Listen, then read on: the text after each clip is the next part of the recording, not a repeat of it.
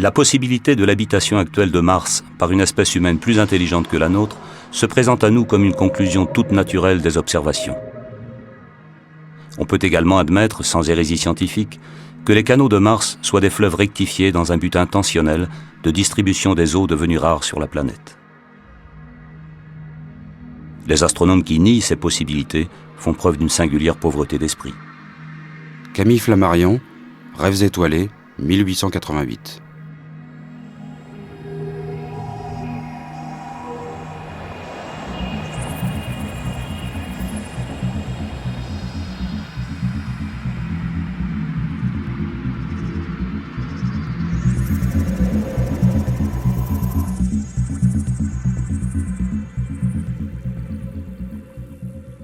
Si de nombreuses œuvres de science-fiction attribuent encore à Mars le rôle de foyer de la vie extraterrestre, cela fait bien longtemps néanmoins que les scientifiques ne cherchent plus de formes complexes de vie sur Mars. Aujourd'hui, ils espèrent plutôt y trouver des bactéries ou des acides aminés, ces briques élémentaires de la vie. Le 26 novembre 2011, une nouvelle mission appelée MSL, pour Mars Science Laboratory, a quitté Cap Canaveral avec à son bord le plus imposant de tous les robots jamais envoyés sur Mars.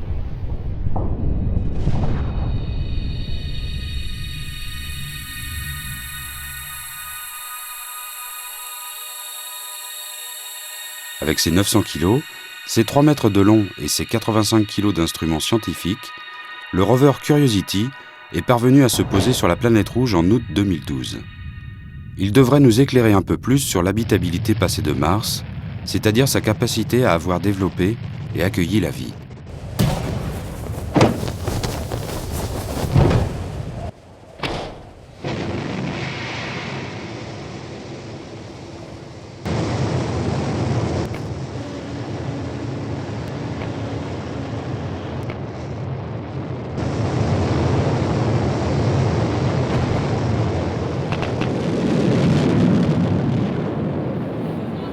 Habitabilité est le maître mot d'MSL, qu'on va décliner de 3 façons.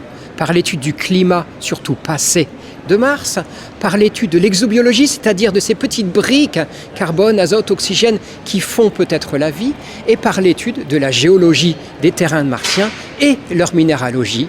Tout ça qu'on va étudier par une série d'instruments, une dizaine d'instruments, qui tous les jours nous renverront des données sur Terre qu'on doit analyser le jour où on les reçoit. Cette nouvelle mission pleine de promesses crée l'effervescence dans la communauté des planétologues. Elle était au cœur des nombreuses discussions du colloque international de planétologie DPS-EPSC, organisé en octobre 2011 par le laboratoire de planétologie et géodynamique de l'Université de Nantes. Ils étaient plus de 1500 chercheurs du monde entier venus débattre à la Cité des Congrès de Nantes des missions spatiales passées, en cours et à venir.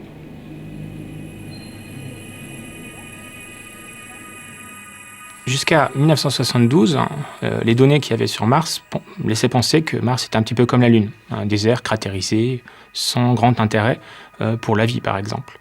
Or, en 1972, Mariner 9 a montré les premières observations qui montraient des vallées asséchées, avec peut-être de l'eau liquide quand elles se sont formées, il y a très longtemps, il y a 3 milliards d'années.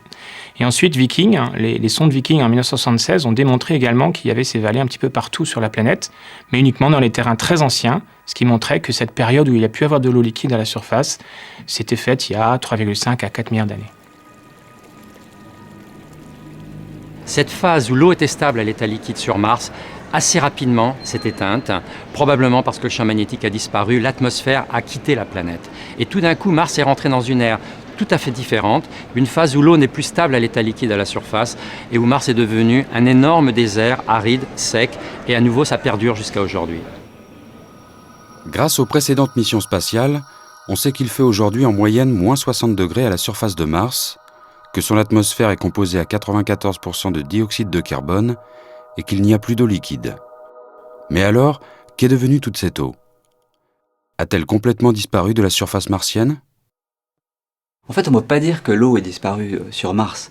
C'est vrai qu'au premier abord, on voit, quand on regarde une photo, c'est une planète désertique, extrêmement sèche, mais en réalité, les sondes récentes comme Mars Express, Mars Odyssey, Mars Reconnaissance Orbiter, avec des radars, des spectromètres à neutrons, ont détecté plein de glace dans le sous-sol, sous forme de glaciers recouverts de roches actuellement, des couches de glace entières qui se recouvrent les hautes latitudes. Mais en réalité, ce qui est vrai, c'est qu'il n'y a plus du tout d'eau liquide. En fait, la raison, c'est que l'atmosphère est tellement fine sur Mars actuellement, et il fait tellement froid que soit on a de la glace, et quand de temps en temps il fait plus 0 degré, eh bien l'eau va bouillir ou s'évaporer très très très vite. Il n'y a plus d'eau liquide sur Mars. Alors c'est étonnant parce que il y a 4 milliards d'années, il y avait probablement des rivières et des lacs. Sur Terre, il y en a encore des rivières et des lacs. Sur Mars, il n'y en a plus. On se demande pourquoi elles ont connu un destin aussi différent. D'après les planétologues, Mars pourrait être le reflet du visage des premiers âges de la Terre. On y observe des volcans et des canyons identiques à leurs homologues terrestres, quoique largement surdimensionnés. Avec ses 23 km d'altitude, le sommet volcanique de Mars, le mont Olympus, réduit l'Everest à l'état de colline du système solaire. Les deux planètes, Mars et la Terre, ont à peu près le même âge, 4,5 milliards d'années, l'âge du système solaire. Et malheureusement, sur Terre, on a très peu d'informations sur les très vieux terrains, ceux qui ont 3,5, 4 milliards d'années. Ces terrains-là ont été complètement déformés par la tectonique des plaques, enlevés par l'érosion. Du coup, ces informations sont manquantes. Mais sur les quelques terrains qui nous restent, des géologues ont trouvé des fossiles de bactéries à environ 3,5 milliards d'années, laissant penser que sur Terre, la vie s'est formée il y a 3,5 à 4 milliards d'années. Or, justement, sur Mars, ces terrains-là, ils sont très nombreux. Or, c'est dans ces terrains-là que l'on voit de l'eau liquide, enfin, on la voit par les résidus d'affleurement géologique, tels que des vallées asséchées, qui nous montrent que peut-être le climat était un peu différent sur Mars à cette époque et que la vie a pu s'y développer. Curiosity a ainsi pour mission d'aller explorer les vieux terrains martiens, ceux-là même qui ont peut-être abrité la vie. Mais étant donné que Curiosity ne peut se déplacer qu'à une vitesse maximum de 30 mètres par heure, il ne pourra pas tous les visiter. Il était donc impératif de bien choisir le site d'atterrissage et d'étude du robot. Le choix des sites de la mission MSL, c'est un processus qui a pris plusieurs années, environ 3 ans. Au départ, on demande aux scientifiques, proposez-nous des sites, parce que vous, les scientifiques, vous savez là où vous voulez aller et argumentez les raisons pour lesquelles vous voulez aller à tel ou tel endroit. Il y en a eu 60 de proposés. Il y a eu un débat scientifique qui en a écrémé quelques-uns. Puis les ingénieurs ont regardé ces sites de très près. Ils ont noté l'altitude. Vous ne pouvez pas atterrir au sommet des montagnes sur Mars. On ne sait pas faire. Vous ne pouvez pas atterrir au creux des vallées. On ne sait pas faire non plus. C'est trop dangereux. On ne peut pas atterrir là où il y a trop de rochers et on ne peut pas atterrir là où il y a trop de sable. Donc déjà, ça en a éliminé beaucoup. Et ensuite, il y en a eu finalement 4 qui ont été retenus dans la phase finale. Et là-dessus, il y a eu des études très poussées. On a utilisé la caméra très puissante IRIS sur MRO, qui fonctionne toujours en ce moment, qui vous donne des images à 35 cm par pixel. Donc on a regardé dans les moindres détails. La minéralogie, donc l'existence d'argile. Tous ces sites sont argileux, ce qui est vraiment le minéral qui nous intéresse pour aller sur Mars. Et finalement, c'est Gale qui est retenu.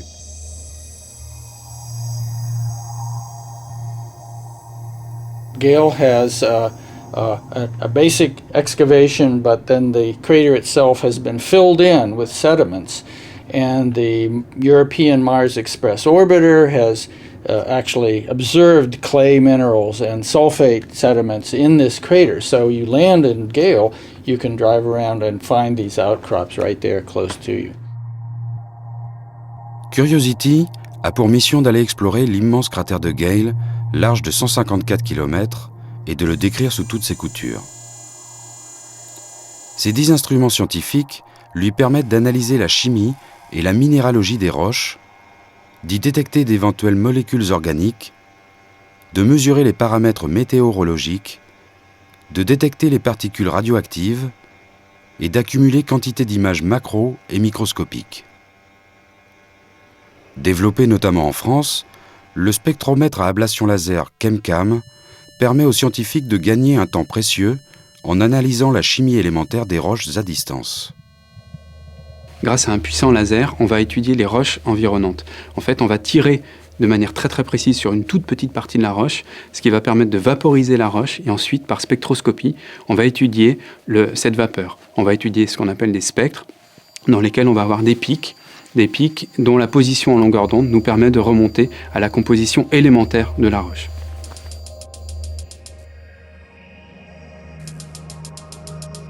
Cet instrument ChemCam est fait pour fonctionner à distance. Jusqu'à 7 à 9 mètres de distance, on va pouvoir tirer au laser et étudier cette roche dans une même journée, jusqu'à 20 roches, les analyser toujours en temps réel sur Terre, et puis décider quelle sera la bonne roche que demain on va utiliser pour aller faire une analyse en détail, envoyer tout le rover vers la roche qu'on aura choisie. Si la mission MSL ne parvenait pas à révéler l'existence de traces de vie fossiles sur Mars, elle permettra toutefois aux scientifiques de détecter de possibles traces organiques et de mieux comprendre l'histoire de la planète rouge et par là même celle de notre Terre. De plus, d'autres missions martiennes sont déjà en préparation, comme la mission de l'Agence spatiale européenne, ExoMars, qui devrait être lancée en 2018. La mission ExoMars, c'est finalement une logique après la mission MSL. Avec ExoMars, on va chercher directement la vie. Et d'autre part, on va surtout creuser. Donc ça sera une grande première, creuser peut-être à 1 mètre. Parce qu'on est sûr que la vie n'existe pas en surface, ça c'est connu depuis déjà fort longtemps. En profondeur, on s'interroge. Et déjà avec MSL, on saura les endroits intéressants où aller. Peut-être qu'on retournera sur Gale, peut-être qu'on ira ailleurs. Mais surtout, on va creuser. Et on va commencer à stocker des échantillons dans un conteneur. Et la mission ExoMars sera terminée. Et ultérieurement, il peut, si la mission est décidée, un engin va se poser à côté de l'ExoMars, va récupérer ce conteneur, va le ramener sur Terre. Or, la mission de retour de l'échantillon sera la mission phare pour vraiment définitivement statuer sur la question de la vie.